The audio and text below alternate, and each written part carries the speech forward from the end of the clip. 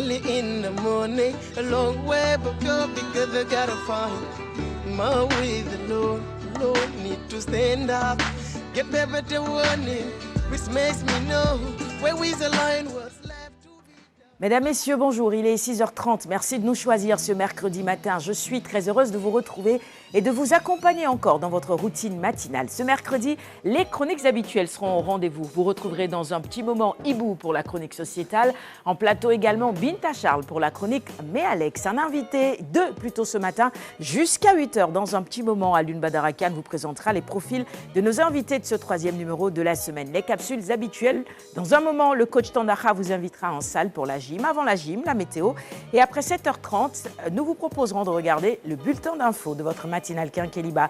Les habitués le savent, nous avons besoin également de vos contributions et de vos réactions sur nos différentes plateformes digitales et notamment sur la page Facebook RTS1. C'est vrai que ça fait un petit moment que je n'ai pas lu vos messages, mais dans tous les cas, après le magazine, eh bien, nous nous faisons un plaisir de partager cela entre nous. Merci encore une fois de votre fidélité. On démarre tout de suite avec les prévisions du jour. Dans un moment, je retrouve toute l'équipe à plateau. Ou sinon, ils sont déjà prêts. Allez, venez me rejoindre maintenant. Alioune, Ibou, Binta Charles et notre invité, on s'installe maintenant puisque tout le monde est en studio. On va accompagner nos téléspectateurs jusqu'à 8h. En attendant, eh bien, découvrons ensemble les prévisions du jour, le bulletin météo de ce mercredi 24 juillet 2024. À tout de suite.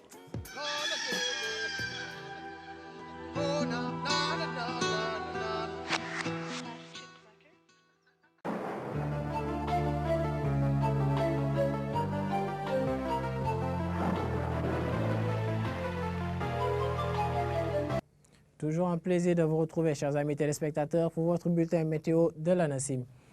Nous revenons sur cette alerte que l'ANACIM avait lancée depuis lundi. Donc, des activités pluvieuses accompagnées d'orages étaient attendues sur le pays à partir du mardi, évoluant jusqu'au jeudi. Donc, des activités pluvieuses qui seront notées sur l'ensemble du territoire au courant de ce mercredi. Et ces mêmes pluies qui vont persister donc sur le littoral sénégalais, mais aussi les localités centre et sud au courant de la journée du jeudi, diminuant progressivement dans le nord et l'est. Donc, nous allons poursuivre avec notre bulletin quotidien. L'animation satellite nous montre un ciel chargé. Ce mercredi plutôt, des activités pluvieuses seront notées sur l'ensemble du territoire et on peut voir que les activités seront un peu plus intenses vers l'ouest avec toujours un couvert nuageux qui sera de mise sur l'ensemble du territoire cette journée.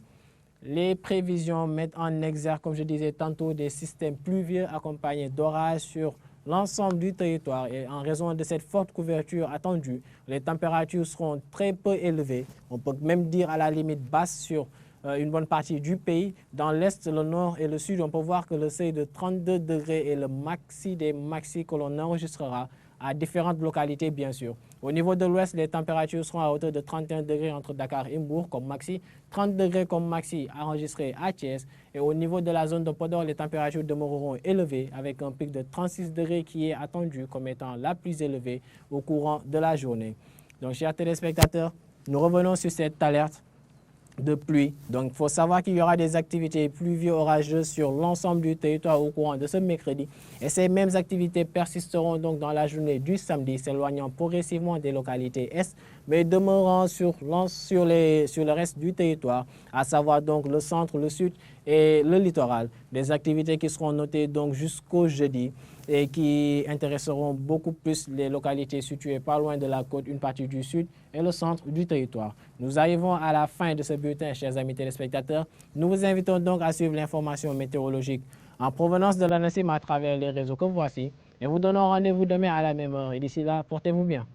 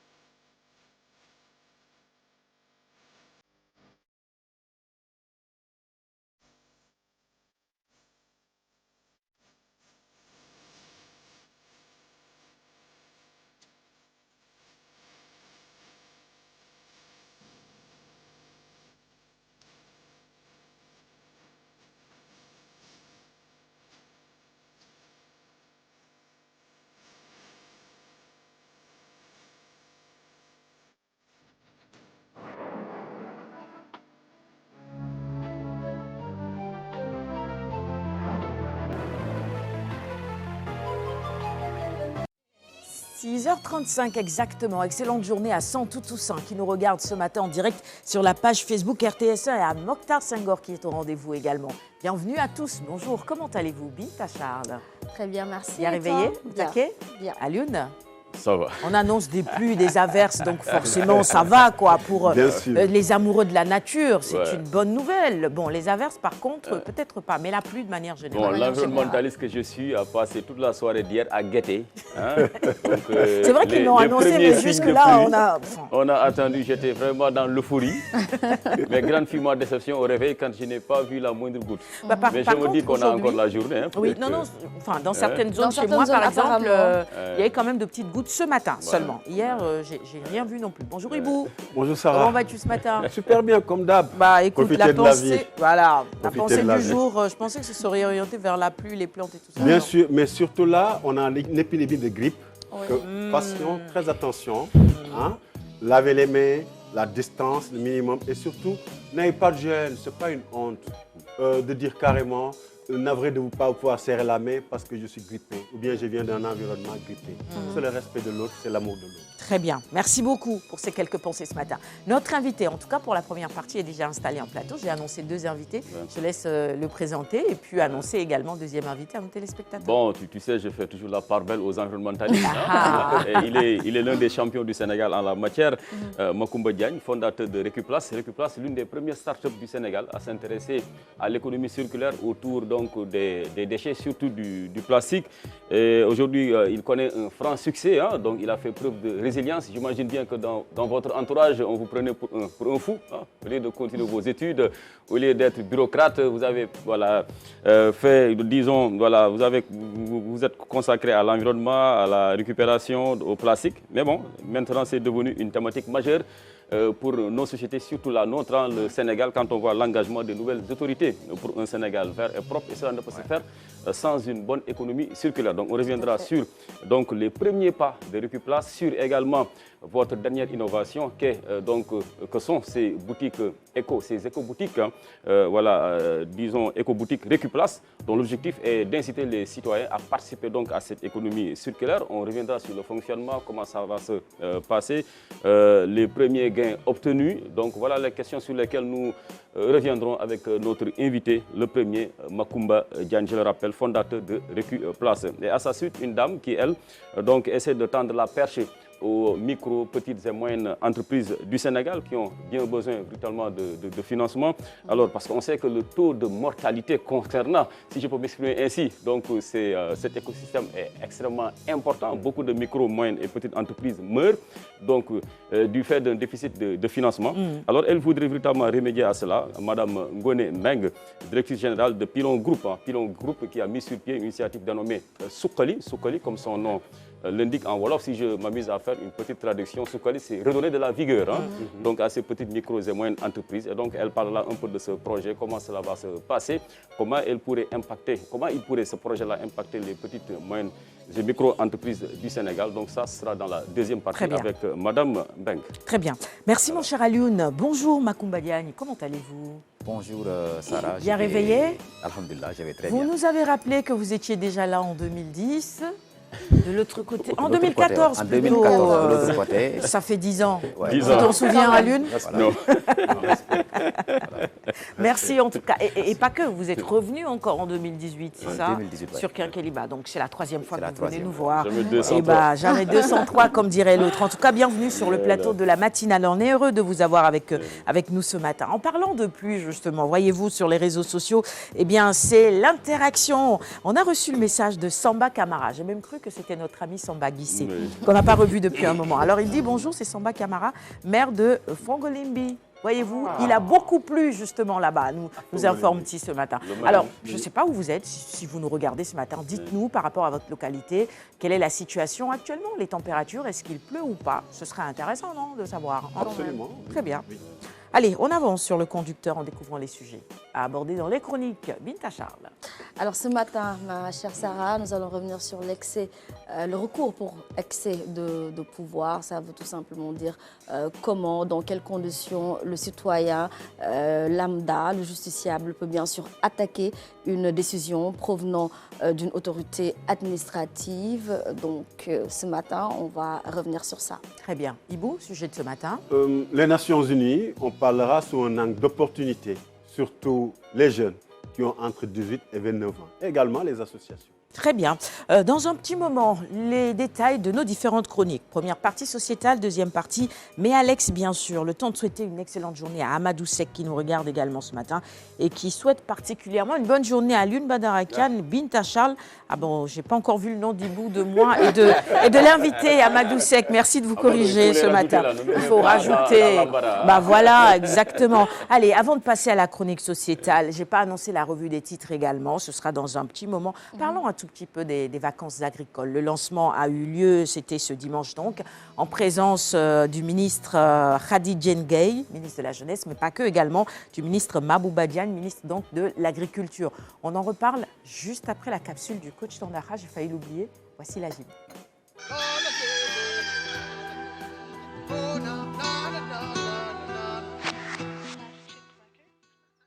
Bonjour à tous, mesdames et messieurs. Merci de votre fidélité et comme d'habitude avec votre capsule gym de King Keliba. Aujourd'hui, mesdames et messieurs, nous allons foncer directement vers les abdominaux. Alors, qui parle d'abdominaux, parle de cette grande paroi au niveau du corps. Et puis, c'est vrai qu'en posant pas du centre de gravité de ce corps, mesdames et messieurs, le travail abdominal, il est très important, mesdames et messieurs. Alors, c'est vrai que moi, j'ai l'habitude de dire, pas de véritable force ni santé sans une bonne sangle abdominale. Alors tout le monde doit travailler ses abdos et surtout lorsque nous faisons des manœuvres de force, lorsque nous voulons réaliser une performance optimale au maximal, et je veux penser à cela, eh bien, qui pratiquent le sport de très haut niveau. Et même pour leur santé, ceux-là qui sont des sédentaires et qui peut-être font par ricochet du sport, alors il faut en mettre aussi les abdominaux, puisque vous savez, les abdominaux, mesdames et messieurs, c'est plus facile de garder les abdominaux intacts et donc un ventre plat que d'avoir un bidon. Je vais l'appeler certainement lapidairement une gourde. Alors, une gourde, non seulement, c'est pas beau à voir, ça gâche carrément le design corporel. Et donc, voilà pourquoi il faut surtout mettre dans cet esprit le travail abdominal. Alors, le coach Beau, toujours dans sa gym personnalisée, je lui donne la parole. Alors, aujourd'hui, on va très rapidement passer sur ce qu'on appelle le renforcement abdominal. Comme l'a si bien dit coach Tandara tout à l'heure, je l'entendais parler des gourdes qui ne sont pas du tout beaux à voir.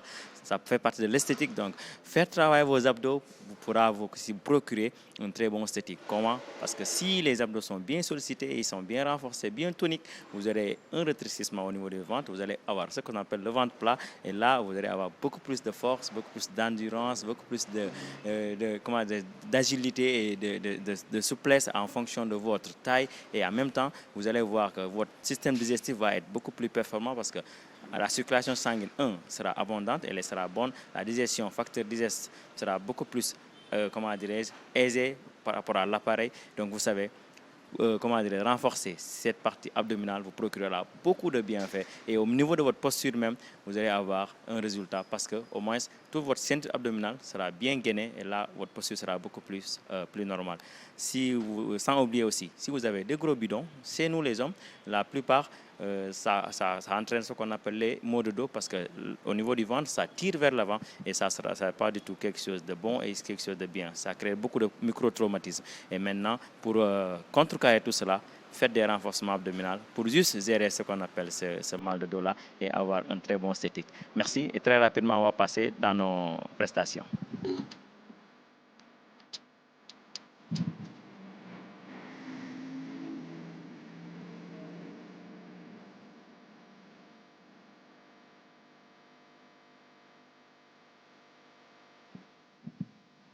Et voilà le travail abdominal.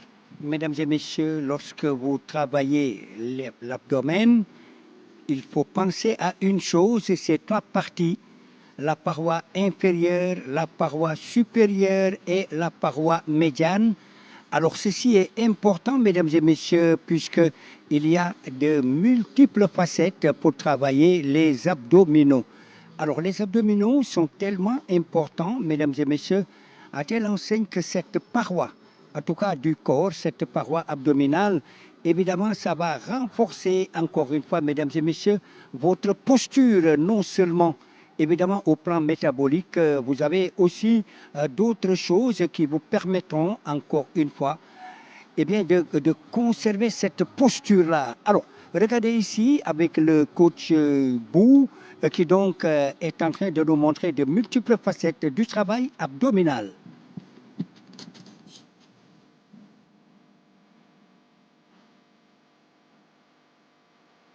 Ah voilà, d'autres facettes avec le coach Bou pour ce travail abdominal. Mesdames et messieurs, ceci est tellement important, je le disais tout à l'heure, un ventre plat, il n'y a rien de tel. Ça vous permettra, en tout cas, eh bien, mesdames et messieurs, d'avoir un excellent renforcement au niveau du centre de gravité du corps. Ceci est absolument important. Alors, admirez, mesdames et messieurs, ici, cette sorte, en tout cas, de gainage qui va déboucher sur quoi? Peut-être un mountain climber qui ne dit pas son nom. Alors, qui ressemble un tout petit peu au gainage over. Alors, on n'oublie pas de bien souffler. La respiration, elle est importante, mesdames et messieurs.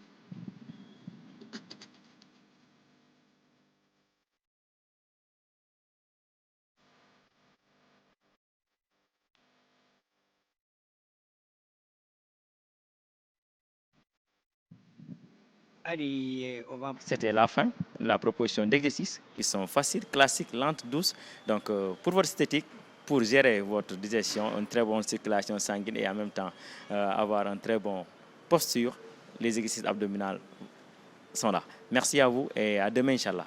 Merci, coach Bou. Merci encore une fois pour ces exercices. Ça a été une très très belle démonstration et certainement, mesdames et messieurs, vous avez bien apprécié puisque vous savez, le travail abdominal, c'est vrai qu'un travail très très très important. Évidemment, c'est là la force centrifuge le plus souvent, et bien comme disent les physiologistes, je crois que ça également c'est important. Alors voilà pourquoi c'est bon pour le sportif, toute discipline confondue, et bien de travailler les abdominaux, c'est le moindre mal, mesdames et messieurs. Encore une fois, merci de votre fidélité. Nous allons nous retrouver demain. Alors, le coach Bou, il sera ici. Quant à moi, je serai là-bas. Le plateau, je vous salue tous, les invités, mais également et bien, toute l'équipe de King Kéléba. Merci à vous. Et donc, on se prépare. On sera là demain au plateau. Très bonne journée. Merci beaucoup, coach Tandara. À demain sur ce plateau de la matinale. Excellente journée également au coach Bou. Et en reparlant justement du sujet concernant les pluies, retenez qu'à Richard Toll, justement, il y a eu quelques gouttes de pluie hier vers 22h. Et ça, c'est les précisions de Dr Kouta qui nous regarde également ce matin sur la page Facebook. Merci de commenter le magazine ce matin. Ah, il y a un message pour toi, Binta. Mamadou Faye, Binta Charles est ma journaliste préférée. Ah. Et bah, ce matin, Binta... Les internautes sont avec toi. Gay Abdoulou également. Hein. Bonne journée à Binta Charles. À Lyon, bon, c'est pas grave. Hein. Bonjour à vous tous. Je m'incline. C'est pas grave. On passe. Voilà. Et c'est mérité. Revue des titres maintenant. Après, on reviendra sur le sujet concernant les vacances agricoles. Et la revue des titres de ce mercredi 24 juillet 2024. On va la démarrer avec la une du quotidien de service public Le Soleil. Regardez, ce matin, on nous parle de la modification du règlement intérieur de l'Assemblée nationale. Les étapes d'une procédure codifiée. Les conclusions du groupe de travail remises aujourd'hui au président Amadou Mame Diop. On va vers une issue heureuse, nous informent nos confrères du Soleil. Ah oui, très attendu. Et puis, allez lire également deux autres articles dans Le Soleil ce matin. Ça concerne Mohamed Kamara, mention très bien au bac. Son parcours est intéressant. Il nous vient de Koungheul et il veut suivre les pas de Cheikh Anta Diop. Et puis, aux 33e Jeux Olympiques, qui sont nos représentants? Leur portrait est à retrouver ce matin dans les colonnes du quotidien de service public Le Soleil. La une de l'AS maintenant, quotidien d'information générale également, sur les contrats pétroliers et gaziers. La renégociation prend forme, nous informent nos confrères ce matin. Et des précisions à la page 5, notamment, retenez que Petrosen sera sans doute le maître d'œuvre pour mettre en musique la volonté affichée des nouvelles autorités de renégocier les contrats pétroliers et gaziers. Déjà, les champs concernés et les raisons à évoquer sont connus. Le quotidien sur la session parlementaire de la CEDEAO. Guy Marius Sagna brouille le réseau. Alors, ils ont mis GMS pour jouer un tout petit peu sur le réseau, bien sûr, parce que le titre parle de réseau également. C'est le quotidien, toujours très inspiré pour la une, sans forcément rentrer dans le fond du sujet. Il faut bien que ça bouge au niveau de la CEDEAO. Et ça démarre évidemment par le bureau du Parlement et ce bureau justement qui dénonce ces dérapages verbaux. C'est le titre qui barre la une du quotidien Le Quotidien ce matin. On va poursuivre avec la réactualisation du règlement intérieur de l'Assemblée nationale.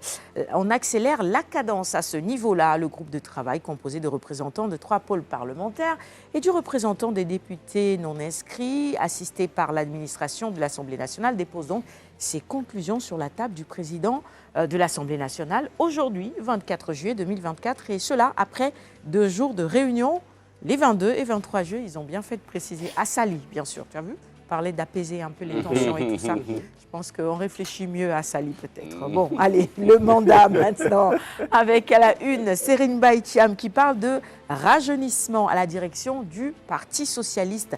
Et si Serine Baïtiam avait raison, interrogation de nos confrères ce matin, alors il l'a dit quand exactement? C'était tout simplement ce dimanche 21 juillet. Il était donc l'invité de l'émission Point de vue, animé par Omar Ning, et il déclarait ceci: il faut évidemment faire confiance à un jeune de 40 à 50 ans pour diriger la formation politique. Il parle du Parti socialiste, car la nouvelle donne politique au Sénégal l'impose. Vous êtes d'accord? Je suis en colère un peu quand il parle que l'eau doit être augmentée. Il faut arrêter ça, s'il vous plaît. On vous met en place pour travailler pour la réduction de l'eau, mais pas pour nous dire l'eau doit être augmentée. On est dans quel monde? C'est avouer qu'en fait, on est ministre, mais on a échoué. C'est ça que je n'ai pas apprécié ces dernières sorties qu'il a eu à faire. Je pense que c'est un minimum de respect vis-à-vis des Sénégalais. Et sur l'âge par rapport au Parti socialiste? Bon, je dirais juste qu'il a eu l'occasion pendant 12 ans de passer le témoin, et voilà, de conjuguer le verbe, comme on dit. Il ne l'a pas fait. Il a été l'un des indéboulonnables du gouvernement, des différents gouvernements qui sont tirés à la tête de ce pays, de 2012 à 2024. Oui. Pendant ce temps, pourtant, il y avait de jeunes loups au Parti socialiste qui couraient désespérément derrière un poste ministériel. Il n'a jamais cédé la place à quelconque jeune. Donc maintenant, bon, c'est trop... Bon, il a la partie aisée quand il dit cela, parce que c'est trop facile, il n'y a plus de responsabilité, il n'y a plus d'enjeu. Donc je me dis que quelque part, ça aurait été bien s'il avait fait lorsqu'il était ministre. C'est ça, voilà. C'est parce que c'est vrai que c'était Beno Bok et le PS était dans le Beno, justement. Il était l'un des indéboulonnables il est resté, pendant 12 ans, et d'ailleurs ça a fait pas mal de remous au sein du Parti socialiste. Il a changé de poste ministériel, mais il est resté tout au long des 2 mandats du président Macky Sall. Yor maintenant, avec à la une l'affaire Ndiaga Diouf qui refait surface 6 mois après la décision de la Cour suprême. Qu'attendent les nouvelles autorités pour déchoir Barth de ses mandats de député et de maire? Et d'ailleurs, sa photo est à la une de ce quotidien ce matin. Alors, selon l'article 135 du Code général des collectivités territoriales, lorsque le maire ou tout autre conseiller municipal est condamné pour crime, sa révocation est de droit. L'article 51 du règlement intérieur de l'Assemblée nationale dit ceci: le député qui fait l'objet d'une condamnation pénale définitive est radié de la liste des députés de l'Assemblée nationale sur demande du ministre de la Justice. Là, on est dans les droits, là. Dans les interprétations. Ouais. Sur demande du ministre. Oui. Il faudrait alors attendre, c'est ça.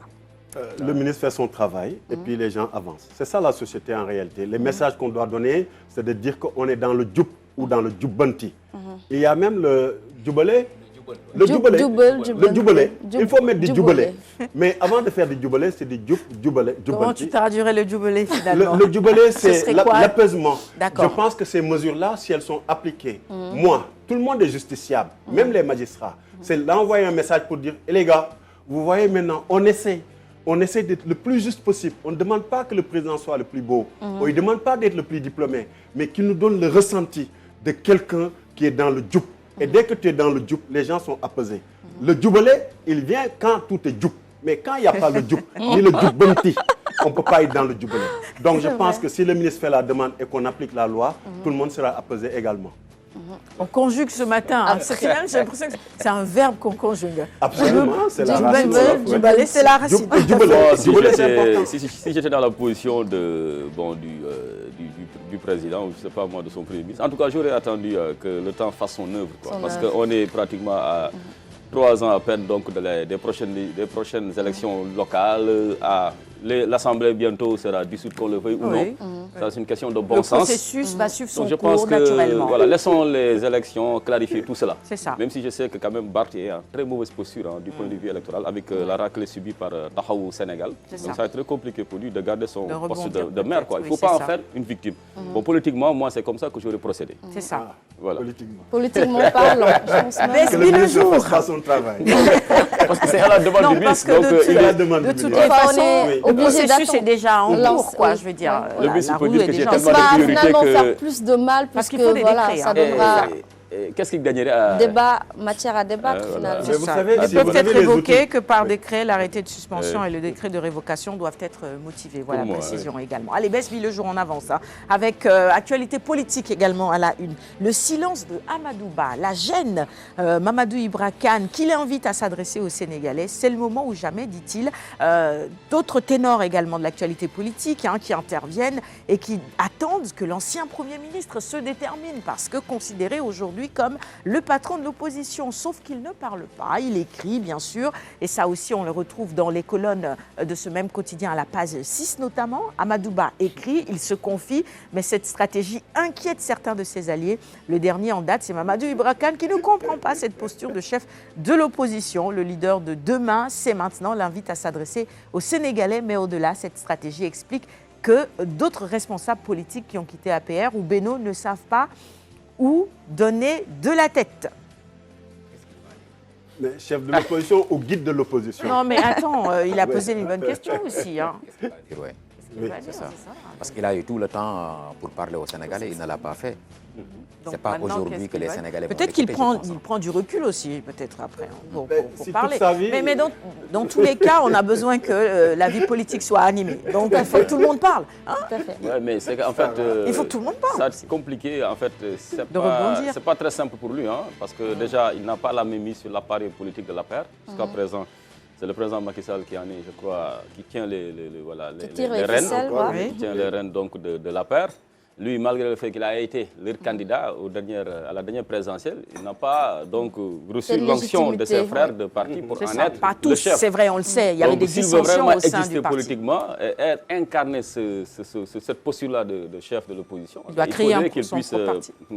créer sa propre formation. C'est ça. Et les signaux quand même indiquent qu'il va vers ce chemin. Parce Donc que peut-être quand qu'il on voit attend de Moi, le je faire pense pour que c'est pouvoir quelqu'un qui s'exprimer. n'a pas Ses la lieutenants posture les au fait, plus d'opposant. proches En fait. sont en C'est train que de même quitter par la rapport à BAC son à faire, profil, quoi. Amadouba, bon, Ça reste un technocrate, c'est ça, voilà, beaucoup c'est plus. pas quelqu'un qui est très politique, qui peut aujourd'hui porter Qui peut vraiment incarner la casquette l'opposition radicale. forte Non, ça, sur le c'est terrain. pas- Non, c'est du pas tout, ça c'est Amadouba. pas lui. Non. Moi, président, Amadouba comme opposant, je serais l'homme le plus heureux au monde.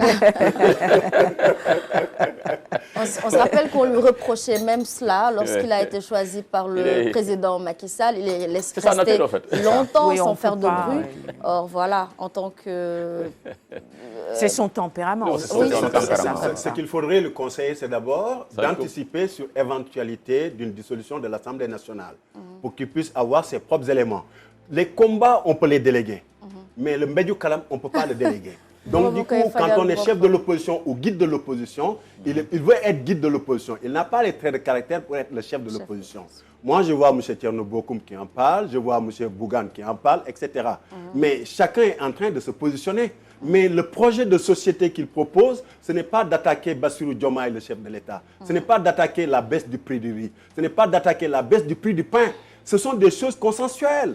Il faut qu'on arrête un instant de se dire ou je me bats ou je suis consensuel. Quand on fait les prières à l'église ou à la mosquée, on est consensuel. Peu importe les courants politiques, Mouride, Tidjane, etc. Mais c'est la même chose avec l'État, avec notre nation.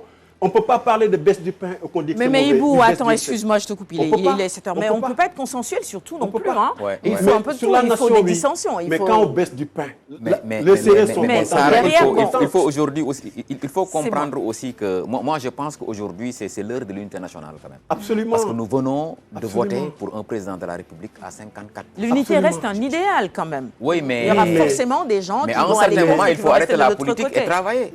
C'est-à-dire que les Sénégalais ont besoin de beaucoup de gens aussi, il faut le reconnaître. C'est ça en réalité. Qui n'a pas encore fait 4 mois qui n'a même pas encore voté son propre budget. Est-ce que finalement, est-ce que c'est une surprise? Il fallait s'y attendre aussi. Il y a des gens qui ne donnent pas de répit et qui ne vivent que de ça et que de politique. C'est ça en fait. Voilà, c'est ça. Entre chef de l'opposition et guide de l'opposition, qu'ils se décident, mais que ça soit apaisé. Allez, on avance, il est 7 heures. La vocation de l'opposition, c'est de s'opposer. Peut-être qu'il va se prononcer d'ailleurs aujourd'hui. 24 heures. C'est passionnant. Info, on avance. Déclaration de politique générale. Les mercredis, c'est comme ça, c'est très animé, mais il faut aller vite. DPG ou pas? Bon, on nous annonce que les conclusions des réflexions seront remises aujourd'hui au président de l'Assemblée nationale, Amadou Mame Diop. On attend donc la réactualisation du règlement intérieur pour savoir s'il y aura DPG ou pas. On reparlera de cette actualité-là aussi. Et puis, retenez que le président Bassirou Diomaye Diakhar Faye se rend en France pour assister à l'ouverture des JO et au sommet sur les ODD. On parlera des ODD tout à l'heure. Les JO, l'ouverture, c'est vendredi, mais déjà, la compète démarre aujourd'hui pour certaines disciplines. Et puis, retenez que la RTS sera au cœur également de cet événement. Vous pourrez suivre cela avec le Desk Sport. Source A, j'avance plus rapidement. Mort et disparition sous le régime de Macky Sall. Les Nations Unies saisies. Le collectif des victimes de l'ex-président de la République a saisi hier le haut-commissaire des Nations Unies pour l'Afrique de l'Ouest. La mutuelle de santé des agents de l'État dans l'obscurité. Plus de 67 millions de paiements irréguliers. Détail à la page 5 précisément. Le sport pour terminer avec Stade notamment. Iso à Palace. Mbaké au Barça, c'est le mercato des Lions. Bon ou pas bon, à Lyon, très rapidement. Iso. Oui. Ben, c'est à lui également de... Il ne peut pas passer tout son temps à être un éternel espoir. Absolument. Il faudrait bien, à un moment donné, qu'il puisse s'affirmer davantage. Un éternel jouer avec espoir. beaucoup plus de caractère, parce que c'est ce qui lui manque en fait. Voilà, Ismaïla Sarr, il a du potentiel, mais à chaque fois que vous misez sur lui, après, ce n'est que des regrets vers la fin de son contrat, parce que vous avez l'impression qu'il joue avec une certaine non-chance. D'ailleurs, il n'y a même pas une impression à avoir. C'est ça, en fait, c'est ça la réalité.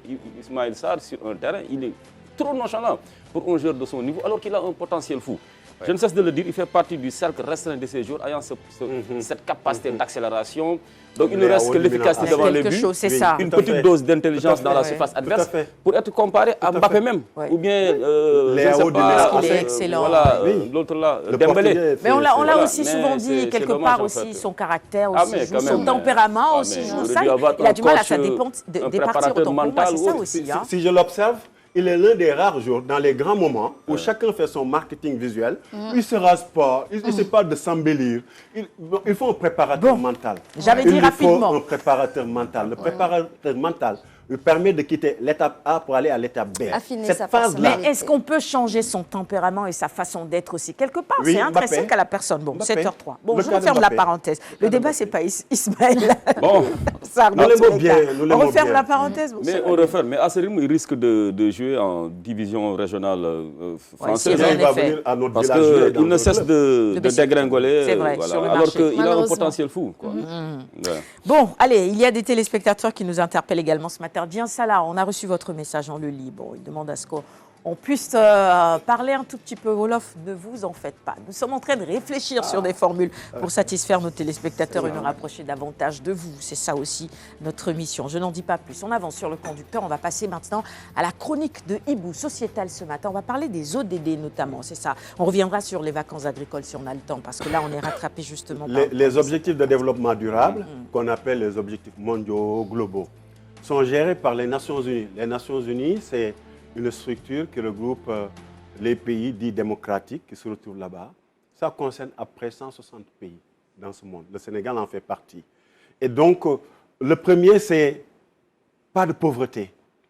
Vous voyez, quand vous mettez des objectifs dans un projet, vous dites, voilà, tel objectif, deuxième objectif, troisième, il y en a 17. Le 17e même parle de partenariat avec comment on réalise ces objectifs. Si vous parlez d'UNICEF, d'UNESCO, c'est des objectifs. Ce sont des structures qui portent, comme par exemple pour le bien-être, l'enfance, on dit, ah, c'est le ODD 3. Si on parle d'éducation, les écoles, etc., on dit, ben, c'est le ODD 4. Le développement durable, ODD 12, 13, 11, etc. Il y en a plusieurs hein, qui sont au nombre de 17. Le point le plus important, c'est de savoir qu'ici au Sénégal, les Nations Unies existent au Sénégal et font des activités. Sur le rapport de 2023, il y a eu 61 millions de dollars qui ont été dépensés ici au Sénégal, entre la pauvreté, entre les appuis sociaux, etc. Ça tourne autour de 40-41% sur les 61 millions de dollars qu'ils ont eu à faire. Malheureusement, sur les objectifs sur la vie terrestre, 0 francs, 0 pourcentage. Sur la vie aquatique, 0. Sur l'industrie, c'est moins de 2%. Je vais dire 0,6.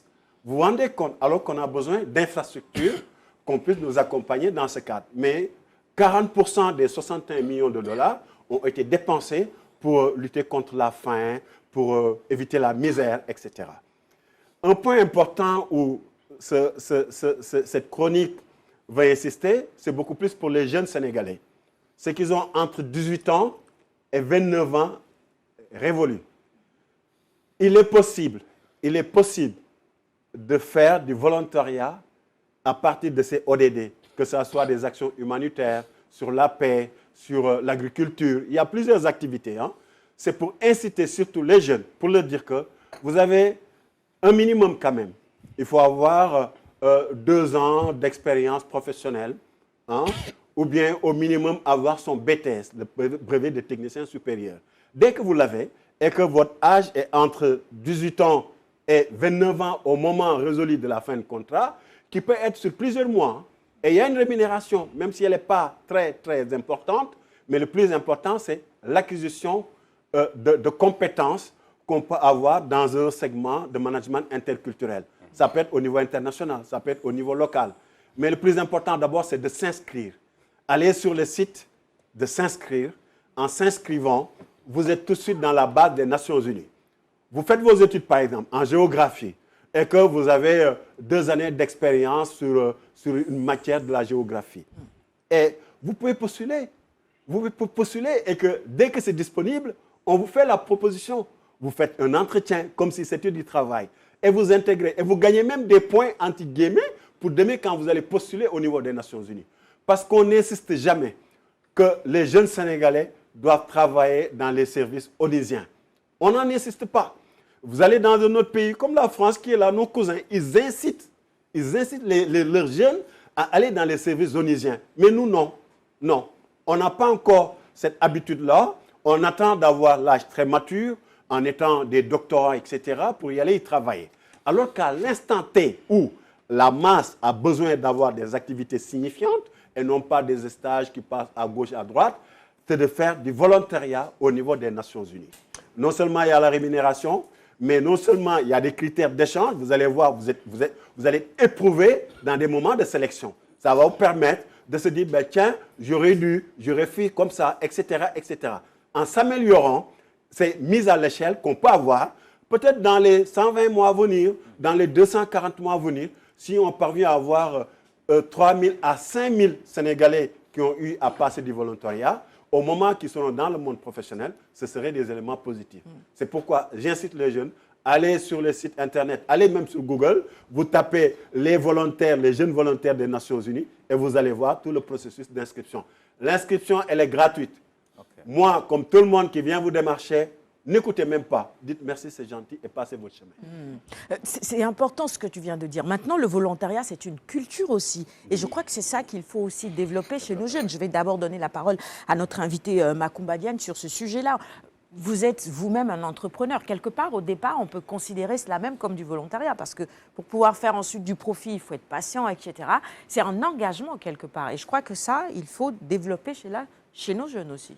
Effectivement, et nous, on s'est dit qu'aujourd'hui, on parle beaucoup de la citoyenneté, mais aujourd'hui, il faut plutôt, par rapport aux objectifs de développement durable qu'il vient de présenter, parler de l'éco-citoyenneté. C'est-à-dire qu'il faut du volontariat, mais il faut mettre aussi l'écologie au cœur. C'est ça. Parce qu'aujourd'hui, il faut qu'on préserve l'environnement pour assurer aussi d'autres objectifs de développement durable, notamment le bien-être et la santé. Il faut vraiment que la jeunesse soit consciente aujourd'hui des enjeux de l'heure.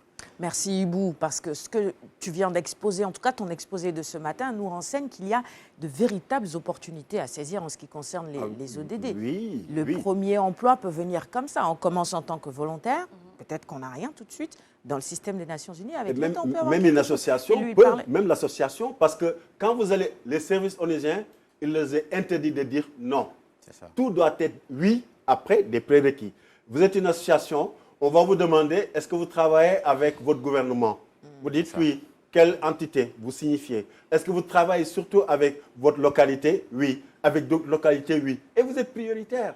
Et chaque année, chaque période, il y a des appels à manifestation, des appels de projets où les gens attendent, surtout dans le système de l'écologie, où tout ce qui est Recuplast, par exemple, sur le ODD qui s'occupe de la vie terrestre, sur le ODD qui s'occupe de la vie aquatique, vous êtes éligible. Il vous suffit d'y aller avec même notre village, hein, qui est une côte. Nous avons 9 km de côte, de Noukhra jusqu'à Toubab Dialaw. Donc, du coup, vous êtes éligible. Il vous suffit de porter le projet. Et ce projet-là sera soumis à un comité qui travaille et vous allez voir que les plans de financement vont se faire. Binta Charles. Finalement, la problématique reste quand même l'accès à l'information. Puisque, je crois. Comme beaucoup, je pense ce matin, on vient de véritablement découvrir qu'il y a la possibilité d'être ici au Sénégal, de pouvoir postuler aux Nations Unies et de pouvoir être recruté. Volontaire. Parce que là, on se dit, voilà, c'est impossible, on peut pas être ici en Afrique et pouvoir accéder à ces hautes fonctions, hein, voilà, faire du volontariat et tout. Et donc, maintenant, il faudrait insister. Oui, la politique des ODD, excellent peut-être, des fois un peu, puisque jusqu'à présent, on peine en tout cas à percevoir les fruits. Et comme tu l'as dit, nos pays ont plus besoin d'industrialisation, ont plus besoin d'autres choses. Les priorités sont ailleurs. Et si aujourd'hui, eux, leur politique est plus versée vers... on oublie, en tout cas, on écarte tout ce qui est économie, industrialisation, tout ce qui est terrestre. Parce que c'est déjà fait là-bas. Voilà, tout simplement. Donc, nos réalités ne sont pas les mêmes. Les besoins des pays européens et ceux africains ne sont pas les mêmes. Donc, il faudrait, à chaque fois qu'ils viennent ici, sur le continent, que nos dirigeants également puissent essayer d'imposer ou de négocier en tout cas pour véritablement accéder à des résultats probants. Il y a un peu de GMS en elle ce matin.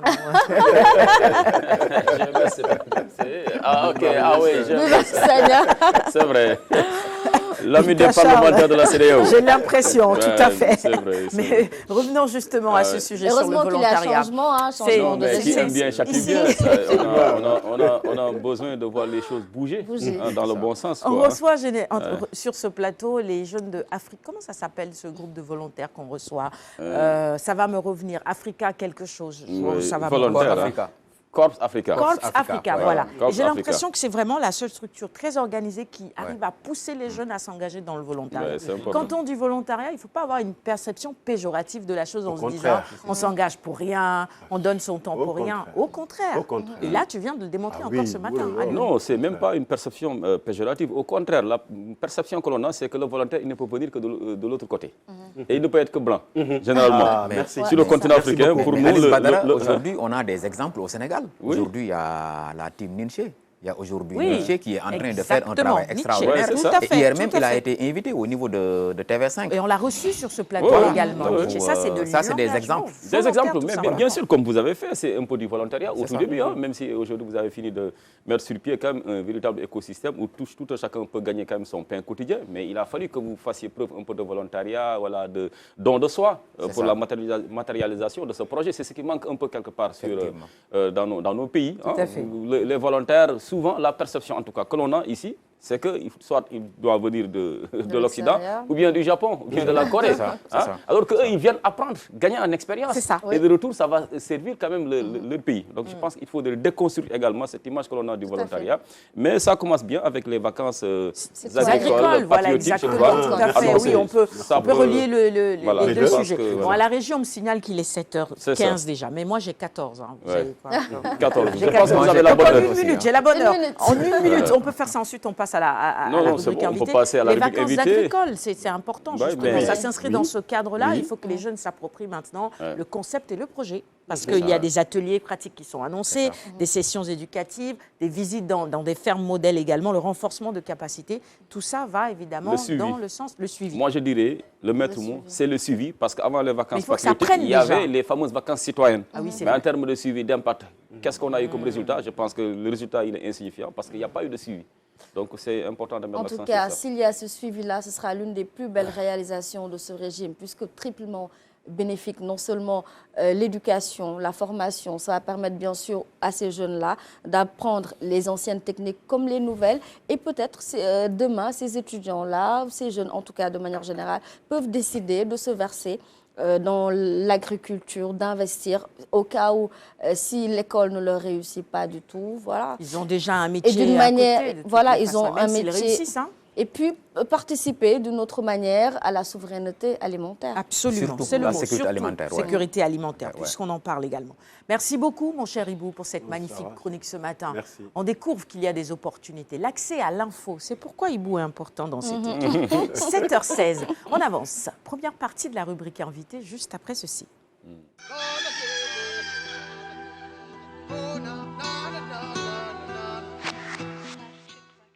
Et pour répondre à nos questions dans cette première partie, Macoumba Diagne, fondateur de Récuplast. Merci encore une fois d'être sur ce plateau avec nous. Le concept est intéressant aussi, avec les boutiques éco-Récuplast. Récuplast, nous y avons cru dès le début. Hein. Nous, sur Kenkeliba, on a été, je crois, l'un des premiers plateaux, si ce n'est le premier, à vous accueillir pour parler de ça, de ce projet. Et tout à l'heure, vous êtes revenu un peu sur vos débuts qui n'ont pas été simples, parce que vous avez peut-être certainement été victime d'une petite incompréhension au sein de la cellule familiale. Hein, diplômé, barré de diplôme. On s'attendait à ce que vous occupiez un emploi de bureaucrate. C'est ça. Et puis vous optez pour l'environnement des déchets. C'est ça. Alors, la réaction des parents d'abord, en guise de rappel. Moi, je commencerai d'abord, et permettez-moi aujourd'hui de faire un hommage quand même à ma très chère maman, parce que c'est son anniversaire.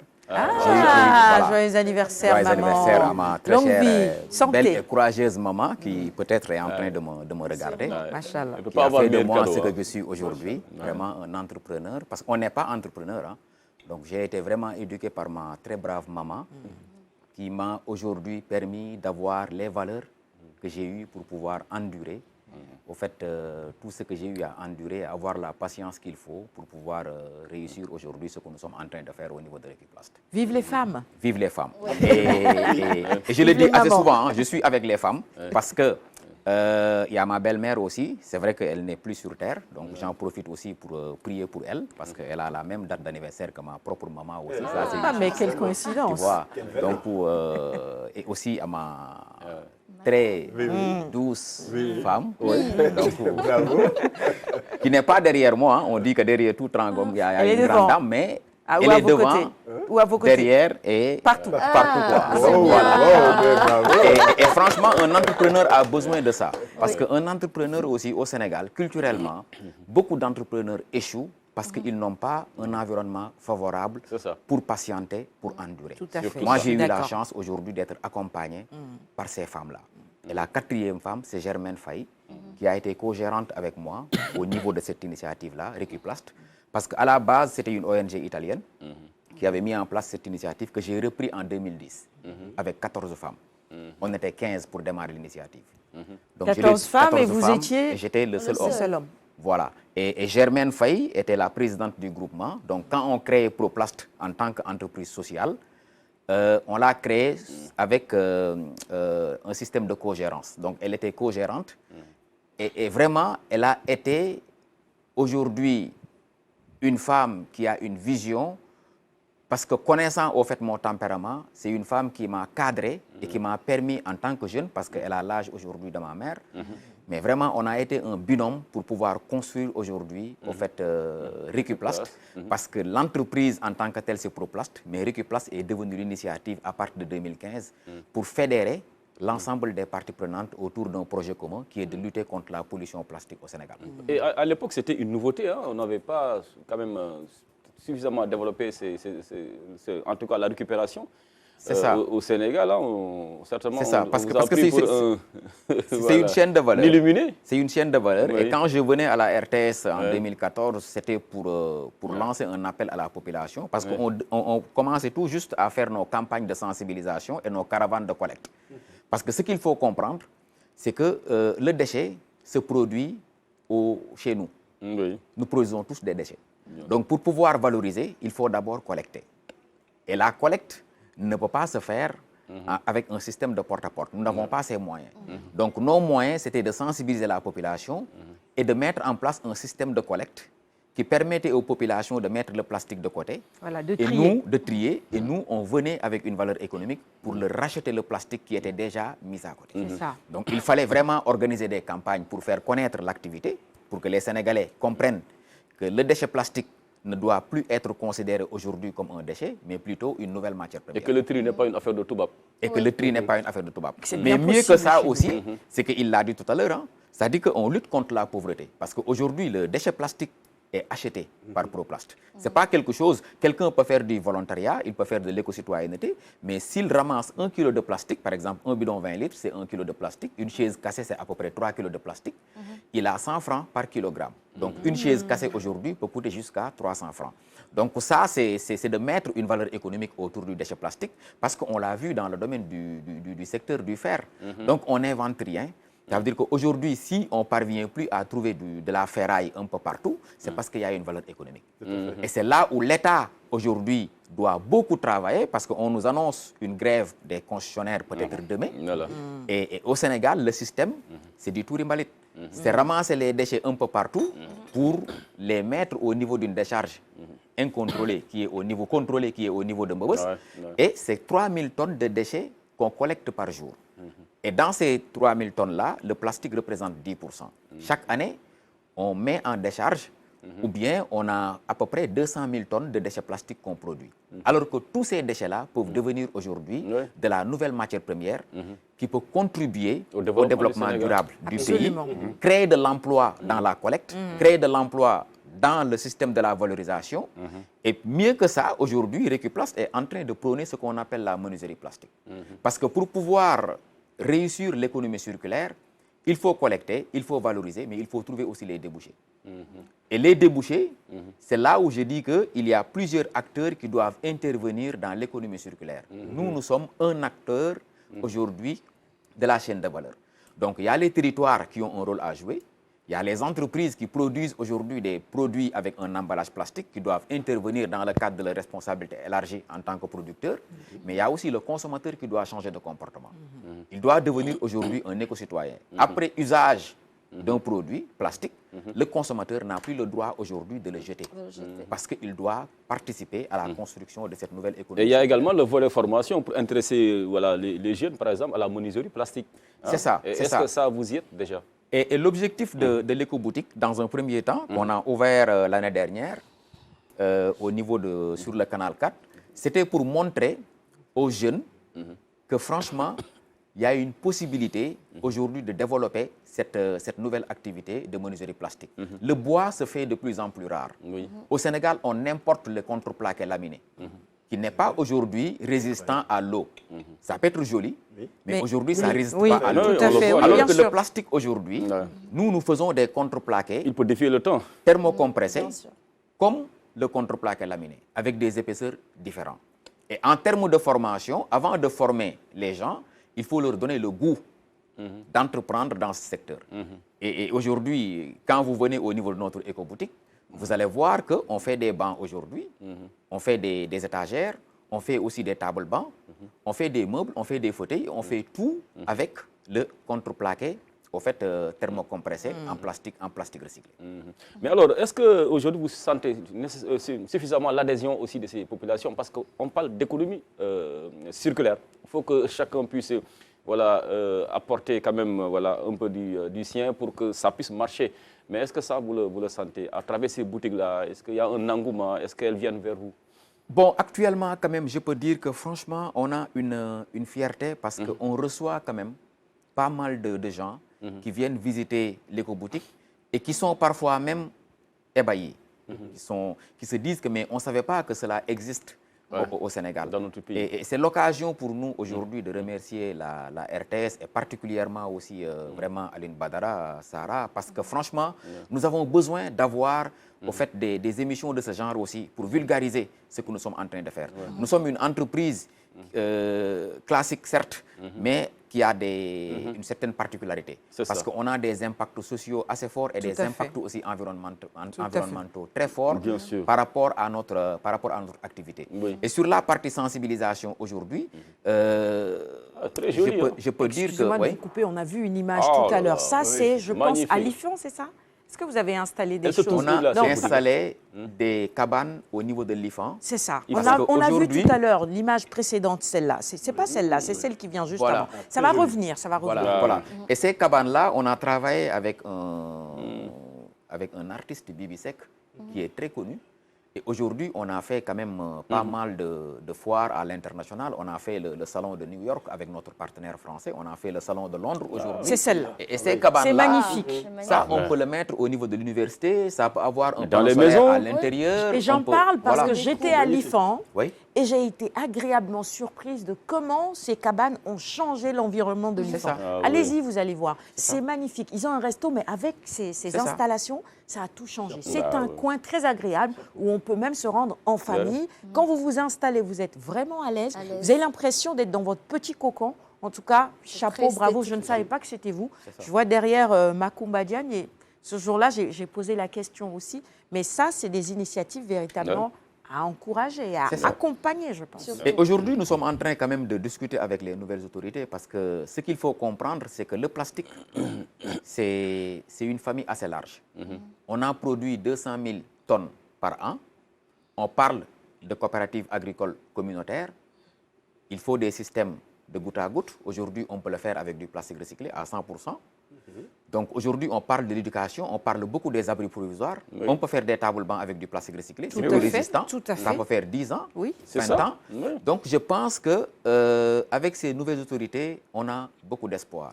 Parce qu'aujourd'hui, nous avons déjà discuté avec le ministre de l'Éducation nationale, on a discuté avec le ministre de l'Agriculture. Et l'appel que nous lançons aujourd'hui, ce serait plus à l'endroit des territoires. Parce que pour pouvoir construire une économie circulaire, il faut des espaces. Et dans le domaine de la gestion des déchets, malheureusement, quand on parle d'éducation, on crée des écoles. Quand on parle de la santé, on crée des postes de santé. Il y a les marchés aussi. Mais les territoires ne prévoient pas, dans leur plan d'urbanisation, des espaces pour gérer les déchets.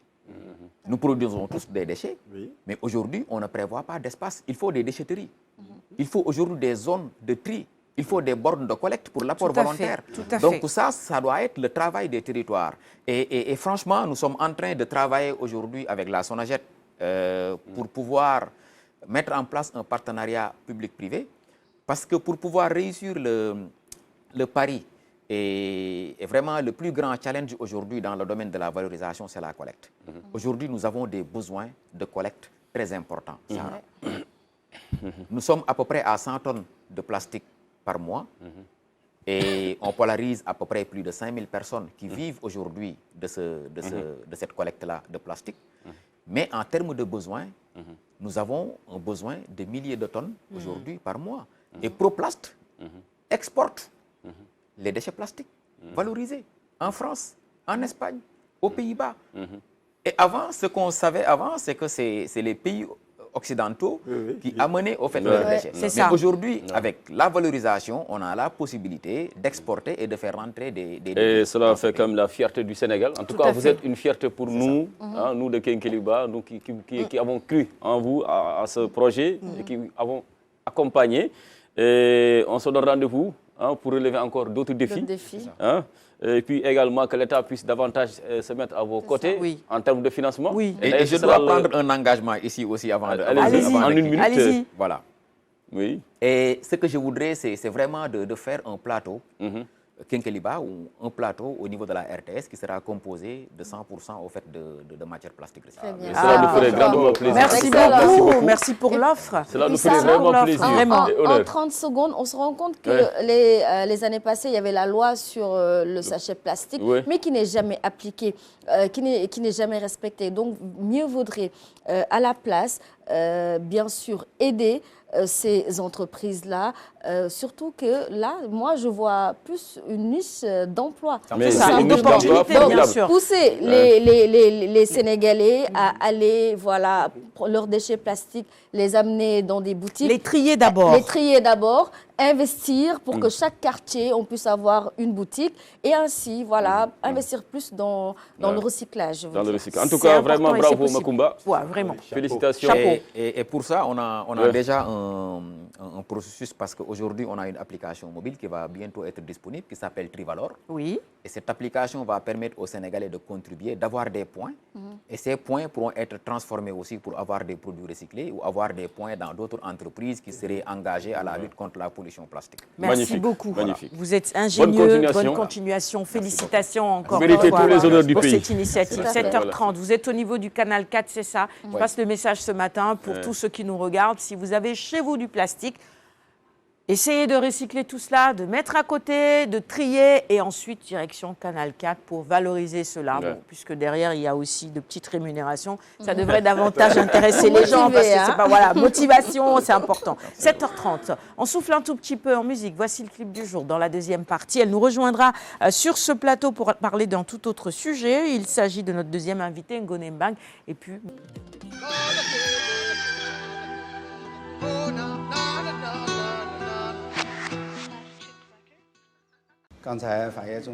Nous avons eu des discussions sur sa prochaine visite d'État en Chine et sur sa coprésidence avec le président Xi Jinping au sommet du Forum sur la coopération sino-africaine.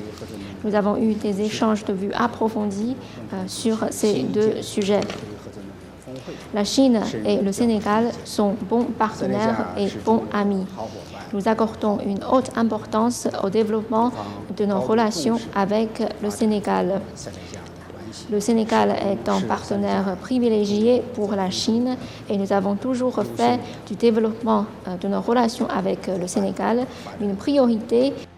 J'ai transmis au président Faye l'invitation officielle du président Xi Jinping pour effectuer une visite d'État en Chine. Et le président Faye a accepté cette invitation avec plaisir. Et nous avons également parlé du renforcement de la confiance politique mutuelle entre nos deux pays, de l'intensification des échanges de haut niveau et du renforcement de la coopération pragmatique entre nos deux pays. Le nouveau gouvernement sénégalais a élaboré un plan sur les transformations systémiques. Nous entendons travailler ensemble avec nos amis sénégalais pour renforcer la synergie entre les stratégies de développement, notamment dans le domaine des infrastructures, pour mener à bien les projets en cours de réalisation et porter notre coopération à un niveau encore plus élevé. Nous entendons également renforcer notre coopération avec le Sénégal dans les affaires régionales et internationales afin de contribuer ensemble à la paix, à la stabilité, au développement et à la prospérité dans le monde, au grand bénéfice des peuples chinois et africains. Une situation mitigée matérialisée par une baisse des contrats de travail en 2023 contre une hausse des établissements mis en place la même année. C'est le contraste noté dans le rapport annuel de statistiques du travail. Nous avons malheureusement 123 établissements fermés ou 579 emplois perdus. Sous un autre angle, mais toujours en termes d'emploi. 61 036 contrats de travail écrits ont été enregistrés au niveau des inspections du travail et de la sécurité sociale. Au total, 5275 contrôles d'établissement ont été effectués par les inspecteurs du travail et de la sécurité sociale. Leur enquête a permis de connaître les raisons de la fermeture des établissements. Par rapport à la disparition, quand vous regardez la cartographie, l'impact par type de nature concerne beaucoup plus les entreprises individuelles. Du côté des sociétés, parallèlement, ça concerne les structures, les entreprises unipersonnelles, notamment les sociétés unipersonnelles. Autre point marquant du rapport a trait à la protection sociale. En 2023, il a été noté de façon sommaire en matière d'accidents de travail et de maladies professionnelles, 1316 cas. Sur le plan de la retraite, 37 264 adhérents et 436 participants enregistrés à l'IPRES. Ce document est un outil d'aide à la décision pour les pouvoirs publics. La digitalisation est vivement recommandée pour une sécurité de l'information. Une première visite à Touba aux allures de prise de contact et d'une projection sur le Grand Magal de Touba 2024. Le directeur général de la RTS, Pape Alé Niang, et sa délégation ont eu droit à une ziara auprès du khalife général des Mourides, Serigne Mountakha Bassirou Mbacké, pour recueillir prières et bénédictions. Devant le khalife, le directeur général a pris des engagements fermes dans le sens d'une belle réussite du Magal. Nous avons jugé nécessaire avec tous les directeurs de venir rencontrer le khalife, recevoir ses prières d'abord pour la réussite de la mission à la tête de la RTS, mais également connaître les besoins, les évaluer pour faire le travail nécessaire. Et c'est dans ce sens-là que nous allons y veiller scrupuleusement pour la réussite de cette mission. L'objectif de la RTS pour ce Magal, c'est vraiment se déployer dans la ville sainte de Touba. Car quand on regarde les statistiques, la ville de Touba est pratiquement la seconde ville au plan économique. Et il nous revient aujourd'hui de prendre en charge les préoccupations d'abord de la ville. Parce que quand une ville grandit, il y a toujours des préoccupations sur le plan du développement de cette ville. Donc ça, il faut le remarquer. Donc il nous revient, étant la télé-mère, de prendre toutes les dispositions pour assurer une parfaite couverture pour cette grande manifestation religieuse qui aura lieu ici à Touba. En réponse, le khalife général des Mourides a fortement salué les engagements pris par la RTS et n'a pas caché son optimisme. J'ai bien entendu vos propos et je salue votre engagement. Et cela me réconforte davantage. Je ne doute point que la réussite jalonnera votre chemin. Je prie pour une réussite et que vous impétrez l'agrément de Dieu par la grâce de Serigne Touba. À Touba, le directeur général de la RTS et sa délégation ont tenu une séance de travail avec le comité d'organisation du Magal sous la houlette du porte-parole du khalife général des Mourides, Serigne Bassirou Abdou Khadre Mbacké, qui a rappelé le rôle historique que la RTS a toujours joué à Touba, et le directeur général de la RTS entend conforter cette place. Et le Magal de cette année en sera une parfaite illustration en termes d'innovation. Retour en plateau, c'était le bulletin d'info. Bienvenue si vous nous rejoignez à l'instant. Bienvenue à plateau à Ngoné Mbang qui est notre deuxième invité. Je rappelle que vous êtes la directrice générale de Pilan Group. Avec vous ce matin, on va parler de financement des entreprises, en tout cas des plus petites, des PME, mais pas que, des micro-entreprises également. Dans un petit moment, ce sera juste après la chronique de Binta Charles. Mais Alex, ce matin, on parle du recours pour excès de pouvoir. Très bien, on développe le sujet pour nos téléspectateurs maintenant. Parfait. Madame, arrêtez votre chronique là. Ah oui, et pourquoi? Ça serait un excès de pouvoir, ça. Un excès de pouvoir, oui, mais bon, vous n'êtes pas une autorité administrative, c'est dommage. Donc ça ne marche pas. Ça ne marche pas, malheureusement.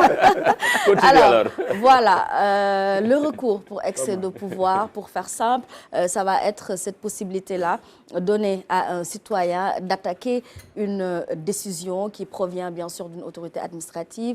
Alors, un peu pour rappel, quand on parle d'autorité administrative, déjà, il y a l'administration l'administration centrale, c'est le président de la République, ce sont les ministres, il y a l'administration territoriale qui renvoie un peu à tout ce qui est gouverneur, préfet, sous-préfet, maire. Donc il faudrait comprendre qu'à chaque fois que ces autorités prennent des décisions, ces décisions peuvent bien sûr être attaquées. Maintenant, dans cette chronique, nous allons voir déjà dans quelle mesure, dans quel cas ces mesures peuvent être attaquées, comment elles doivent être attaquées et également la forme qui peut attaquer ce genre de mesures. Alors, pour répondre à la première question, ce sont là les cas d'ouverture. Alors, il faudrait noter qu'à chaque fois qu'il y a violation de la loi, que si le préfet, le ministre, le gouverneur prend un arrêté qui manifestement est contraire à la loi, on peut bien sûr attaquer cet arrêté-là. On se rappelle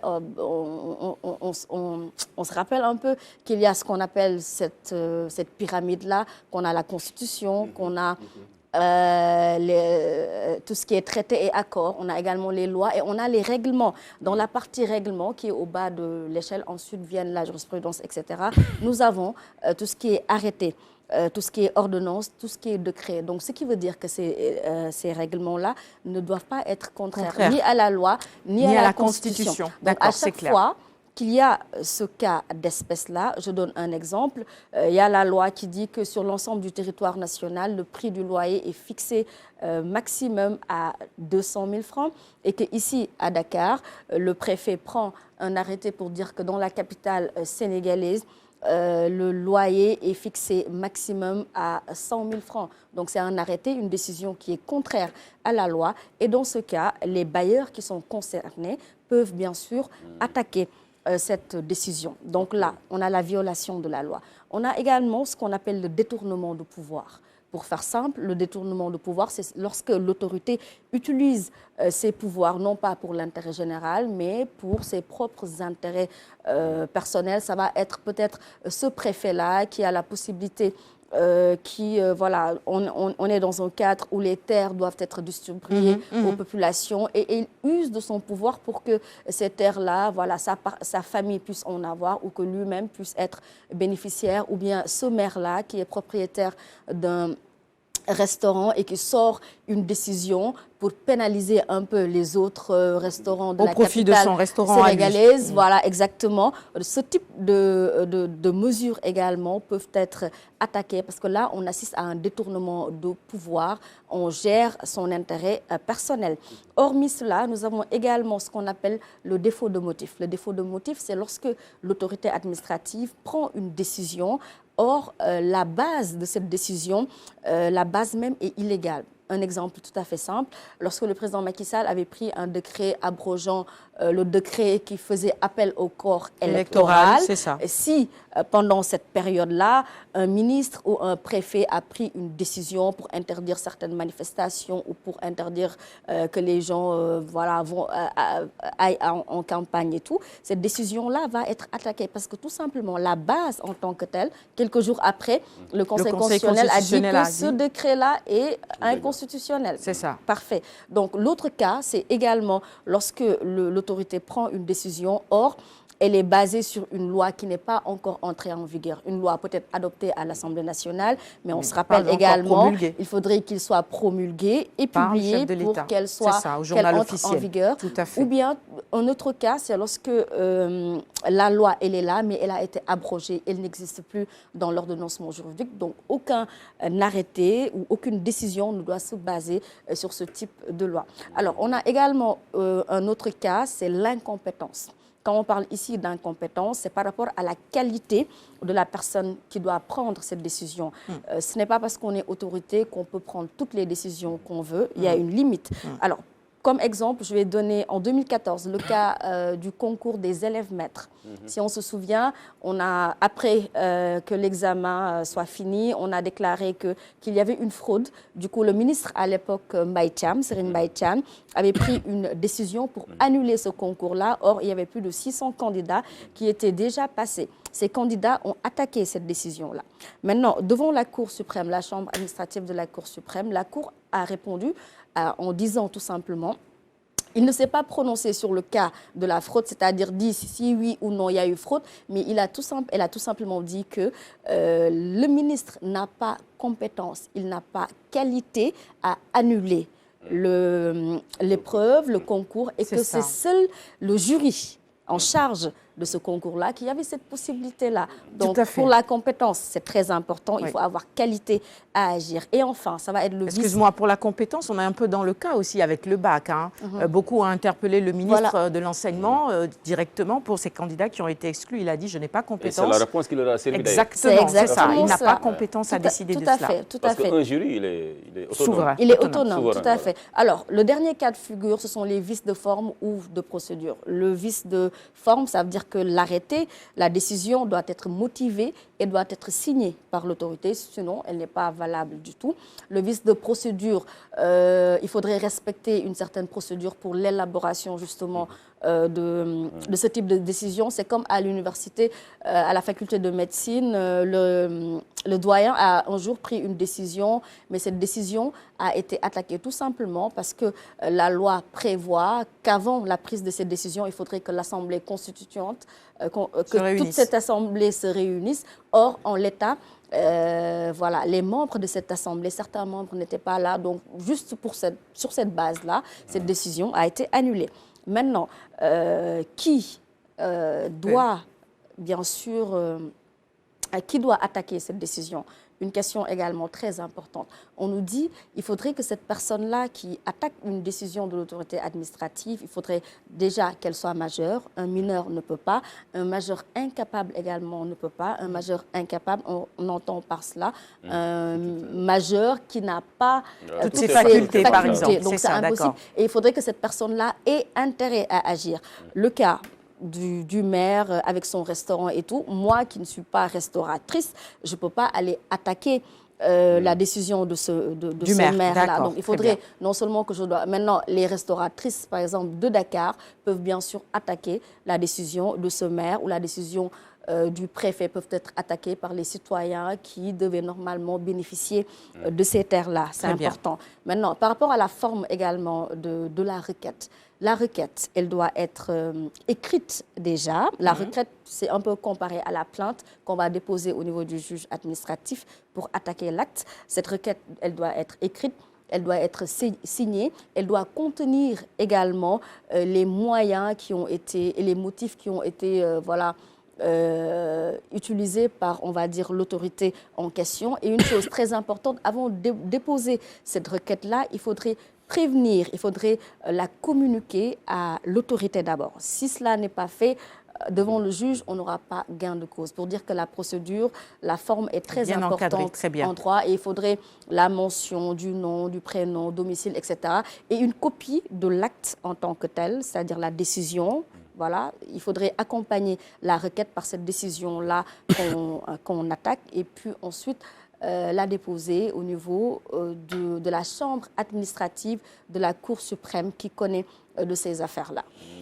Merci beaucoup, ma chère Binta. J'avais une dernière question, mais je pense qu'on va aller directement à la invitée. On va revenir sur les effets de l'annulation d'un acte administratif illégal la semaine prochaine, si tu le permets. Il n'y a pas de souci. On enchaîne maintenant avec notre deuxième invité pour nous parler ce matin de financement, parce que c'est important. On parlait d'entrepreneuriat tout à l'heure.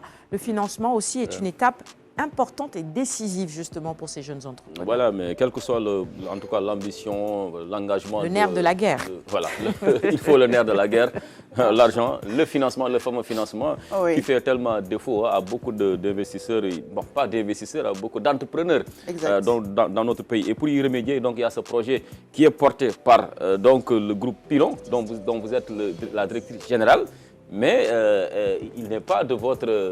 voilà, en fait... C'est à l'initiative de Teranga Gestion qui est la membrane. C'est l'initiative de Teranga Gestion, comme vous dites. En partenariat avec la Fondation Mastercard. Voilà, donc ce serait bien, Madame Beng, de revenir un peu sur, disons, la genèse, voilà, donc de ce projet, le projet Sokoli, qui consiste véritablement à injecter de l'argent sur ces micro, petites et moyennes entreprises du Sénégal. Voilà. Bonjour, d'abord. Oui. Merci à vous. Bonjour, on a... Vous nous avez pris en cours, on était déjà dans l'euphorie, donc on n'a pas eu le temps de dire bonjour. Voilà, bienvenue sur Kenkeliba. Merci beaucoup à vous. Je suis ravie de partager ce plateau avec vous et je dis bonjour aux téléspectateurs et particulièrement à ma petite maman qui me regarde là où elle est. Alors, la jeunesse du programme Soukali. Soukali est né lors de la Covid 2019. Donc, c'est un programme de résilience en fait destiné à soutenir les MPME, les micro, petites et moyennes entreprises sénégalaises. Et donc, la partie financement était la partie la plus, j'ai envie de dire, la plus importante. C'est un programme donc, qui a permis d'injecter 30 millions de dollars, un peu plus de 17 milliards dans le tissu économique sénégalais. Donc, on a pu aujourd'hui soutenir à peu près 17 000 entreprises, voire 18 000 entreprises, et permettre de maintenir plus de 85 000 emplois, dont 45 000 des emplois jeunes. Et quelle est la source du financement? Comment les initiateurs ont pu mobiliser autant d'argent quand même, rien que pour le Sénégal? Oui, pour le Sénégal. Beaucoup, hein? J'ai même tiqué, j'ai pensé que c'était en fait destiné à l'ensemble du continent, de l'Afrique subsaharienne.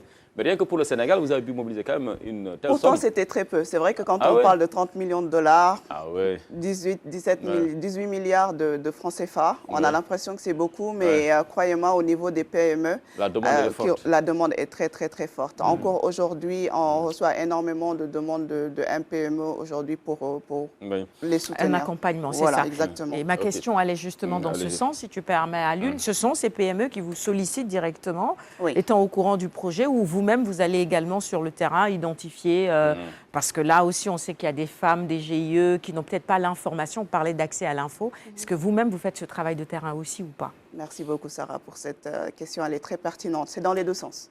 Ce qui s'est passé, c'est que ce programme s'est fait sur 4 activités. La première activité, c'était d'abord de recenser l'ensemble des besoins justement de ces MPME-là.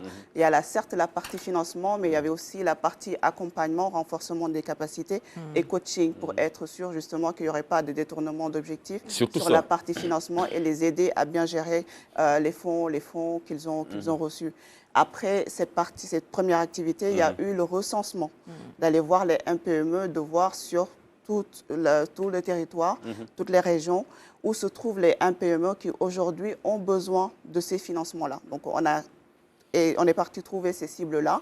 Une fois qu'on les a trouvées, on a créé une plateforme, soukali.com, où les autres MPME qui peut-être n'avaient pas eu l'information ou n'ont pas un accès direct justement à Teranga, ont pu aller s'inscrire, déposer leur dossier pour recevoir ces financements-là. Donc, c'était dans les deux sens. Très bien. Alors, pour que le financement puisse profiter au grand nombre, il faudrait bien quand même qu'il y ait quelques petits taux d'intérêt, hein, même si on ne va pas vous comparer quand même aux institutions de microfinance classiques, mais il vous faut bien quand même sauvegarder, pérenniser, sécuriser donc cet investissement-là. Alors, quels sont les montants que, en tout cas, vous prélevez en termes d'intérêt?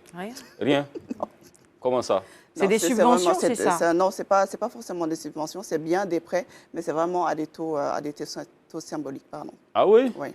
Alors, mais j'aimerais donc bien comprendre, alors, quels sont les leviers qui sont activés pour lever alors autant de fonds? Même si vous me diriez que 18 milliards, c'est bien peu par rapport à la masse de demandes que vous recevez. Oui, comme je l'ai dit tantôt. Comment intéresser donc finalement les partenaires à s'engager dans ce projet-là? Alors, très bonne question. Comment faire pour engager les partenaires? Déjà, comme je l'ai dit tantôt, c'est en partenariat avec la Fondation Mastercard. Donc, la Fondation Mastercard a un but philanthropique. Donc, le but philanthropique de venir et de soutenir justement cet écosystème entrepreneurial qui, à un moment donné, avait vraiment besoin d'avoir un appui réel. Donc, voilà. Est-ce qu'il y a des critères, par exemple, Ibou, je te laisse réagir tout à l'heure, pour certains projets, on fait focus sur les femmes, d'autres sur les jeunes, il y a des critères d'âge, etc. Il y a des secteurs bien ciblés, certains c'est l'agriculture, c'est la transformation des produits halieutiques. Est-ce que c'est dans ce sens aussi où vous êtes ouvert à tout et à tout le monde finalement? 85% de femmes, 65% de jeunes. Donc, orientés femmes et jeunes. Ouais, donc, les hommes en sont... Pas du tout, ils étaient beaucoup dedans. Vous avez dit après 85 000 emplois de préserver ou de créer ou de confirmer. Et dans certaines zones du Sénégal, qui sont beaucoup plus assujetties à l'immigration illégale d'abord et par voie maritime, il y a beaucoup de morts. est-ce que vous travaillez dans ce secteur? Et l'autre point, c'est est-ce que dans les zones rurales, dans ces 80 000 emplois, si c'est à peu près 5 ou 10%, quel est le ratio à peu près qui pourrait les concerner? Très bien. Pour la première question, je ne saurais répondre, mais je pense qu'on n'était pas forcément sur ce levier-là. L'important, l'objectif du programme, c'était vraiment d'appuyer encore une fois les MPME sur la partie trésorerie, sur la partie financement. Après, les zones rurales ont beaucoup plus bénéficié que les zones urbaines. Par exemple, Pylon Group, qui est notre cabinet et qui est partenaire de mise en œuvre, avait les zones de Dakar, donc la zone ouest, et la zone centre avec Fatick. Donc, on avait une centaine de MPME qu'on suivait.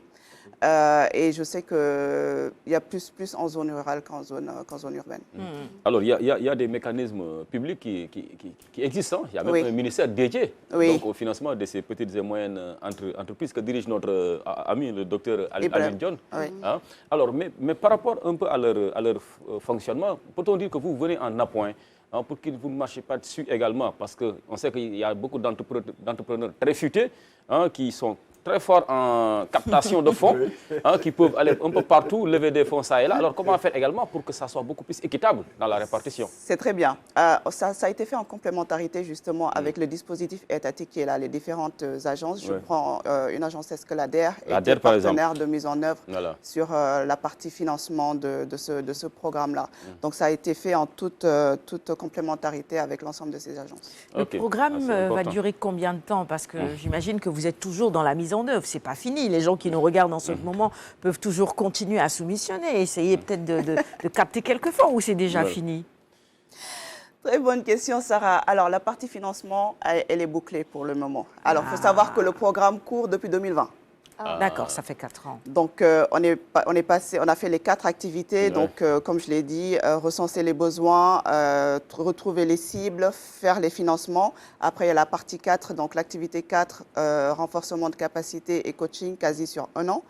Là, on est sur la phase de capitalisation. D'accord. Donc là, on est en train de voir les best practices, qu'est-ce qui s'est bien passé, qu'est-ce qui s'est mal passé. Il y a toute une communauté des différents acteurs de ce programme-là aujourd'hui qui s'est réunie pour essayer de mettre en place une suite pour ce programme-là. Et c'est la raison pour laquelle je suis aussi pour parler aussi de cette phase de capitalisation et des activités qu'on souhaite mettre en place. Et quelles sont ces activités-là que vous comptez bien mettre en place? On va maximiser donc le peu de temps qui nous reste. Merci beaucoup. Voilà, donc là, sur cette phase de capitalisation, on organise ce qu'on appelle des Nadia Meetup. C'est des journées de réseautage avec les différents acteurs, cette communauté Soukali, les différents acteurs du programme Soukali, mais aussi d'autres acteurs de l'écosystème entrepreneurial qui jouent un rôle assez prééminent qu'on a invités. Donc demain, on aura le Nadia Meetup sur la zone centre, donc à Kaolack, à la foire de Kaolack. Et le 1er août prochain, donc jeudi suivant, ça se fera à Dakar. Donc ce sera l'événement, entre guillemets, où on aura tout l'écosystème qui est invité pour boucler cette phase-là. Donc ça se passera à la place du souvenir. Et ce sera l'occasion de célébrer ceux-là qui ont su faire fructifier ce financement. Exactement. Et quels sont les domaines éligibles ou qui ont le plus brillé, peut-être, oui, parce que là, on est... Alors, tous les domaines étaient éligibles. Tous les domaines étaient éligibles, mais c'est vrai que les domaines qui ont le plus brillé, c'était l'agriculture. On a eu beaucoup d'agriculture, l'artisanat. C'était principaux ces domaines-là. Très bien. Très bien. Bravo, parce que vous n'êtes pas que sur Dakar. J'ai vu que Kaolack aussi, il ne faut pas oublier les régions. Je crois que ça, c'est vraiment très important. Il faut se tourner vers là-bas parce qu'il y a beaucoup de choses à faire. Quand on parle, quand on parle de Kaolack, c'est juste qu'on rassemble toute la zone centre. Donc, on a Diourbel, Fatick, Kaffrine, Tambacounda, Kédougou et Kaolack lui-même. Pylon Group, très rapidement, un mot sur... la structure? Alors, Pylon Group est un cabinet de conseil spécialisé dans le pilotage de la performance. Donc, j'ai 20 ans d'expertise là-dedans que j'ai créé en 2019 pour faire valoir justement cette expertise-là aujourd'hui, non pas seulement au Sénégal, mais j'ai envie de dire dans toute l'Afrique de l'Ouest. On a 3 pôles d'activité. Un pôle consulting qui travaille beaucoup plus avec les grandes entreprises dans des domaines larges comme la conduite du changement, tout ce qui est stratégie, planification, et avec des organismes publics aussi. Un pôle formation, gestion des talents, pour accompagner un peu les ressources humaines. On fait beaucoup de coaching et de team building. Et enfin, le troisième pôle qui est retenu aujourd'hui, enfin qui retient notre attention, qui est le pôle SAE, structure d'accompagnement des entreprises. Donc, on conçoit des programmes dédiés spécifiquement aux entrepreneurs africains. Donc, on n'accepte plus qu'on nous importe des programmes venus d'ailleurs. On applique conformément à nos problématiques. On essaie de trouver des solutions qui nous sont propres.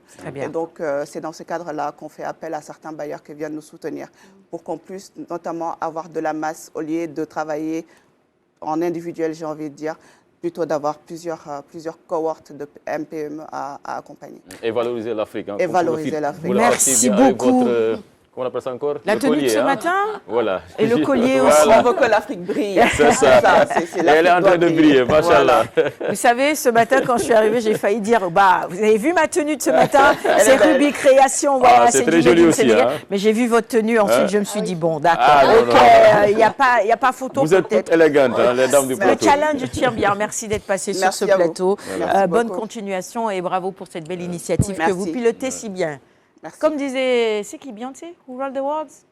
Girls. C'est les femmes qui ont le pouvoir finalement. Hein. Bon, allez, avant de refermer cette... Même en nombre, on est minoritaire. Ah oui. Bon, il est 8h. Il est 8h, j'ai le micro principal pour dire au revoir à tout le monde. Merci de nous avoir suivis ce matin. Avant de refermer le magazine, nous voulons ensemble présenter nos sincères condoléances à notre collègue, à notre consoeur Anne-Marie Gomis, qui a perdu sa maman hier. On a appris la nouvelle dans la soirée et ce matin, nous nous tenons à côté d'elle pour lui exprimer toute notre solidarité. Que notre maman repose en paix, que Dieu lui ouvre les portes de son paradis. Courage à Anne-Marie Gomis et à toute la famille, nos sincères condoléances. Merci encore une fois de votre fidélité aux équipes techniques. On se retrouve demain à 6h30 pour un nouveau Quinqueliba. Au revoir.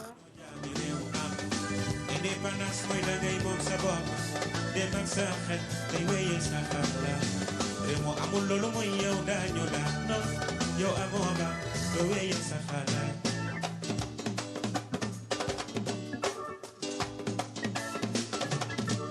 Kolo moy doon moy sunu Sénégal sunu jaabi réew te jëriñam moy xalaat